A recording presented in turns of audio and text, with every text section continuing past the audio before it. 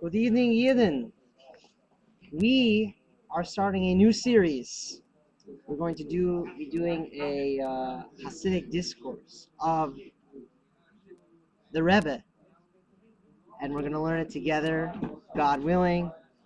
And we're going to see how it goes. We're probably going to do this one in a few different, like broken up over a few different videos. So it'll be a nice little series. So we'll start right away here. Okay.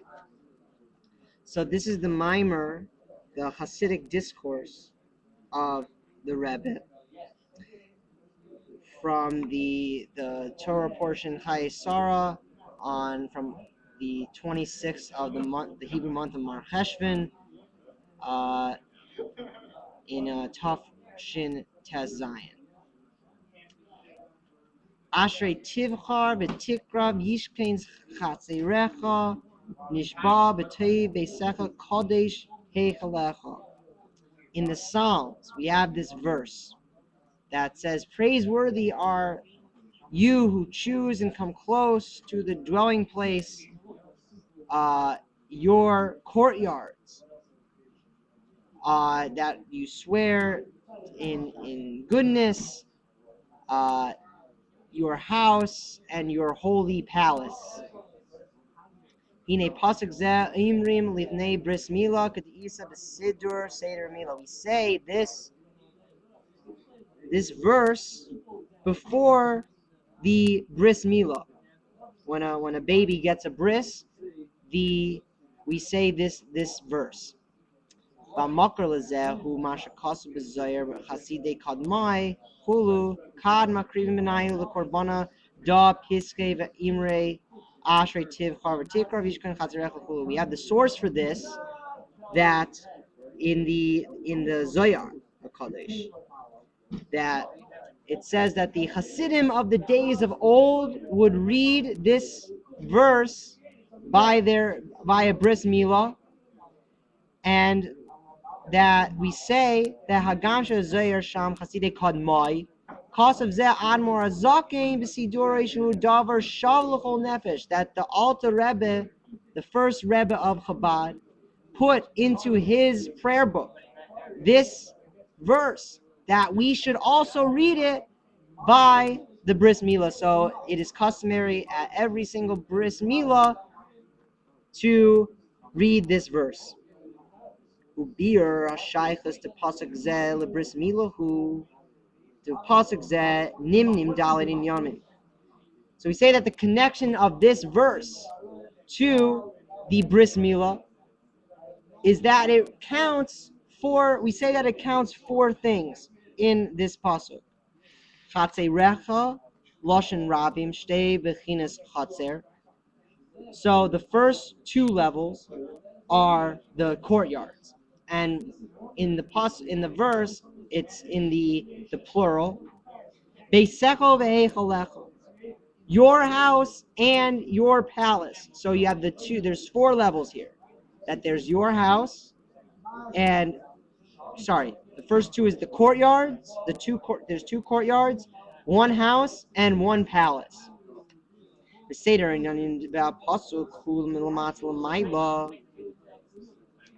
the order of the ideas in the verse is from the lowest level to the highest level. So the lowest levels are the two courtyards. Next, above from that would be the house. And then above that is the palace.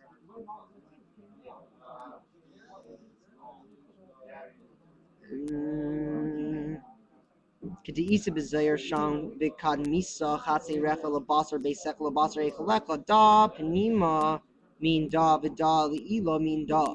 Each one is higher than the other, basically. The yesh leimar shadalid inyanim elohim keneged dalid elam esabiyah.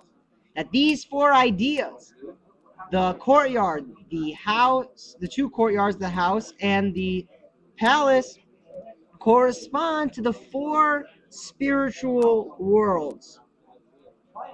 V'lachein imrim pasuk zeh keinim abris ki al yedei amilahu am shakash l'maylam ishtalshus.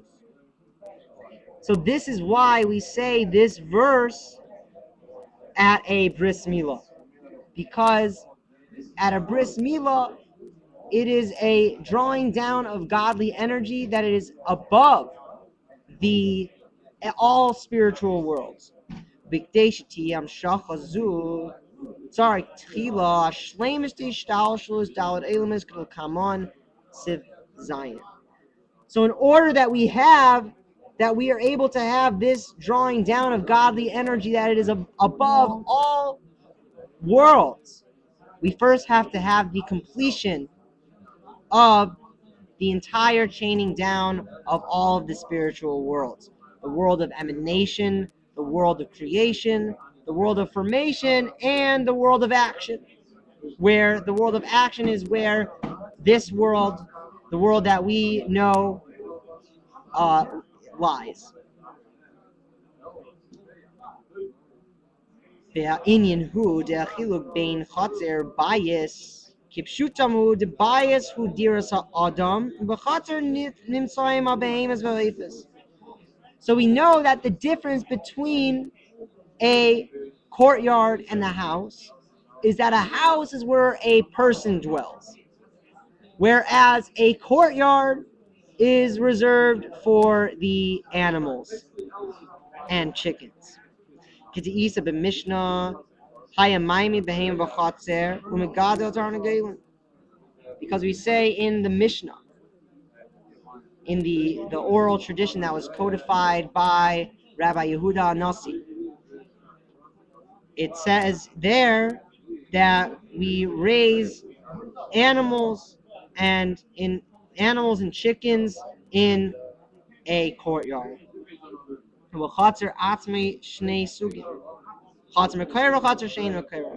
within the idea of a courtyard, there are two levels within this: a courtyard that has a roof and one that does not have a roof.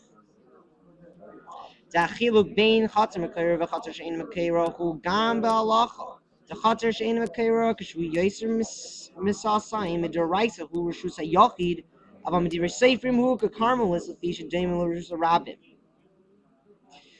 That there is also a difference between these two types of courtyards within Jewish law.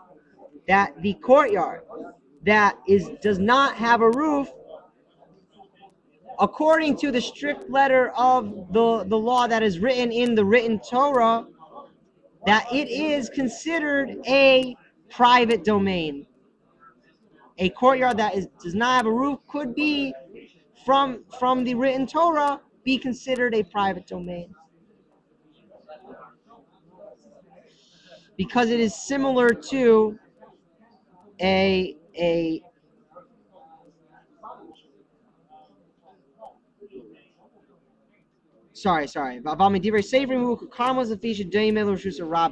that according to the rabbis, the sages, they deemed the courtyard that does not have a roof to be like a level that is similar to a public domain. The chatzar mekaira hu reshus hayochid gam divrei sefer.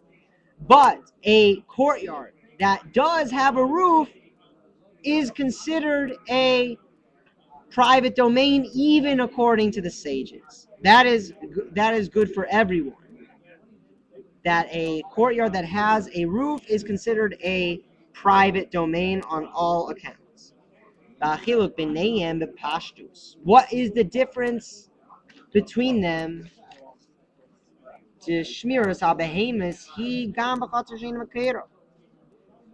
That you're able to put animals in a courtyard that does not have a roof. They don't need a roof in order for you to keep them guarded. And you only need to have walls surrounding on all sides. You're not worried about your cows flying out of your open courtyard. But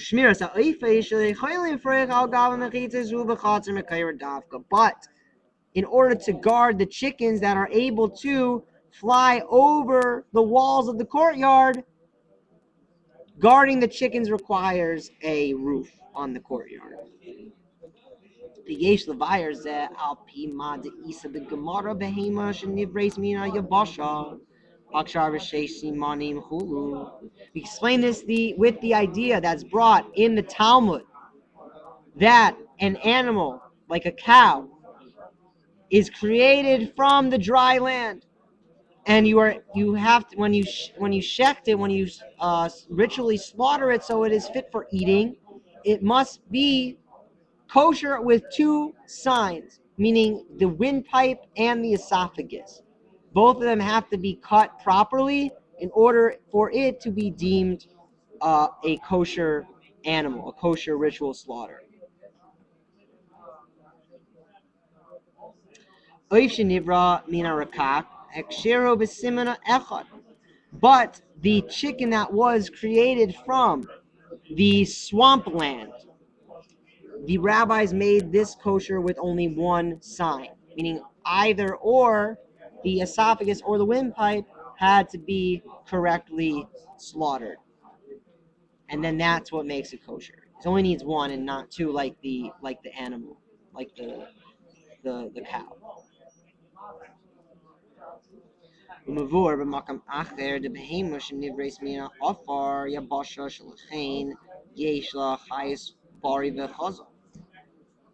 That we say in another place that the animal, that you need two signs for it to be kosher, and it was created from the dust, from the dry land. Therefore, this is what causes it to be very strong and healthy. Remez al nefesh bahamis kameshi b'teikif agasus. So this level hints to a person's animal soul as it is in its greatest strength and coarseness.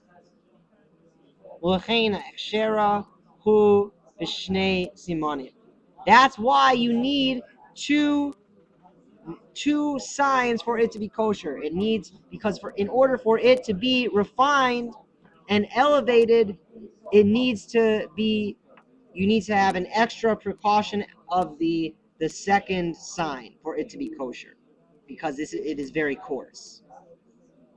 But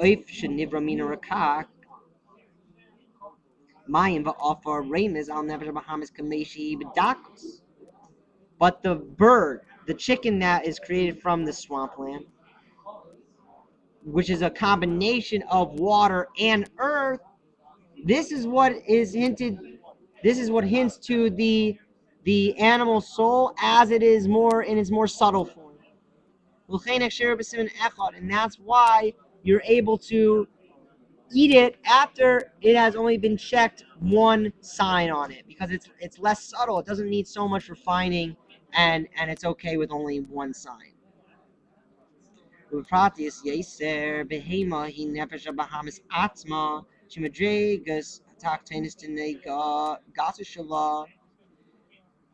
So in more detail, we say that the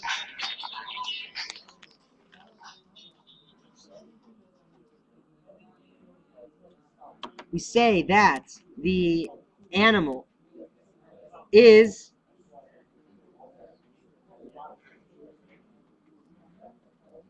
the animal soul itself, because as it is the lower levels of klipas noiga, which is everything in the world that is not inherently good or inherently evil. It could be elevated if it is used for the sake of heaven. But the nefesh baham, the animal soul itself, is very coarse, and it's very difficult to elevate it, and so therefore it comes from the lower level of this klipa, which means shell. Means the klipa, it means shell in Hebrew. So it means that there's the shell outside and the fruit inside. And when a person can use it, he can cut open the shell and reveal the fruit inside. Meaning, he can use physical things in this world and break open the shell, and if he uses it for the sake of heaven, he can elevate it to godliness.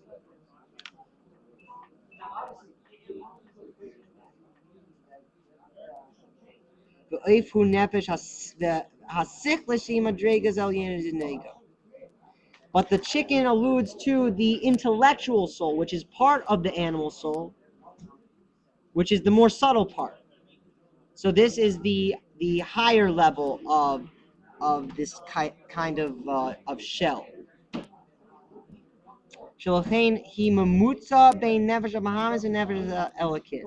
And therefore, that's how it is able to be the intermediary between the animal soul and the godly soul.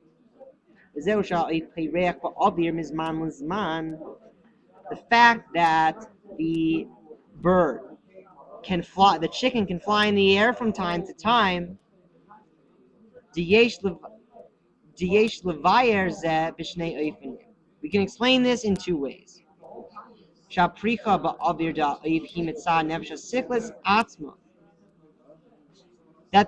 the way that the bird is able to fly in the air is with regards to the intellectual soul itself.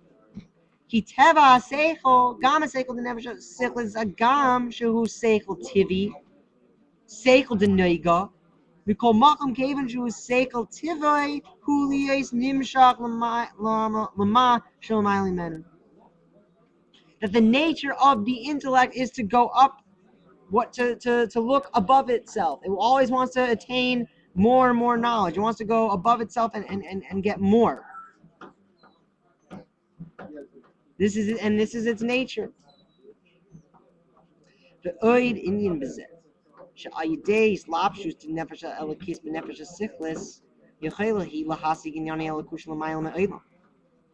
And another idea in this is that through the godly soul being enclosed in the intellectual soul, the intellectual soul of a person is able to understand ideas in godliness that is higher than the world.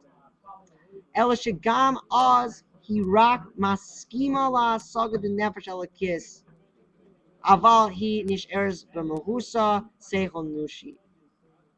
But even on this level, it's just like an agreement that there's a God. Like, you can understand, yes, I understand this godly concept. I understand that there's God in the world. But it doesn't leave itself completely. It still remains the seichel of a human being, something physical within this world.